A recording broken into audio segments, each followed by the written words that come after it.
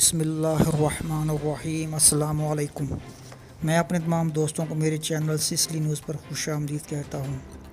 آج دو مختصر خبریں آپ سے شیئر کرنی ہیں۔ پہلی خبر میں وزارت صحت کویت نے پاکستان سے 500 ڈاکٹر اور نرسوں کو کویت آنے کی دعوت دی ہے، اور دوسری خبر عام تارکین وطن کے بارے میں ہے۔ تو چلتے ہیں اپنی پہلی نیوز کی طرف۔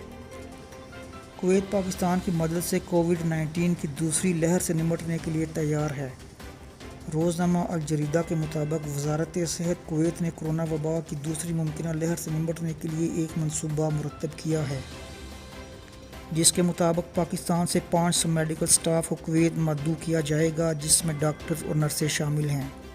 ذرائع نے تصدیق کی ہے کہ وزارت صحت کویت نے حال ہی میں مذکورہ بالا ڈاکٹروں اور نرسوں کی خدمات حاصل کرنے کے لیے طریقہ کار کو مکمل کر لیا ہے، جو انتہائی نگہداشت، اینستھیزیا اور سینے کی بیماریوں کے ماہر ہیں۔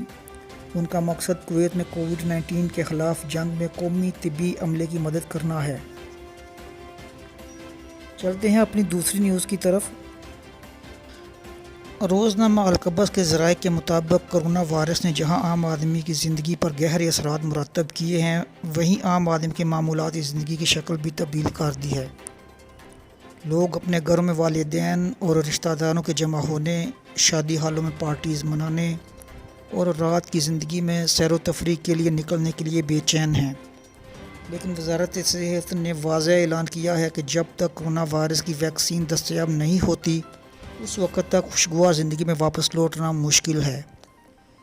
اگر آپ اسی طرح کی مزید خبروں سے باخبر رہنا چاہتے ہیں تو میرے چینل کو سبسکرائب اور لائک کر لیں۔ میں کویت سے جڑی تمام اہم خبروں کو اپنے چینل پر اپلوڈ کرتا ہوں۔ اپنی اگلی خبر تک آپ سے اجازت چاہوں گا۔ اللہ حافظ۔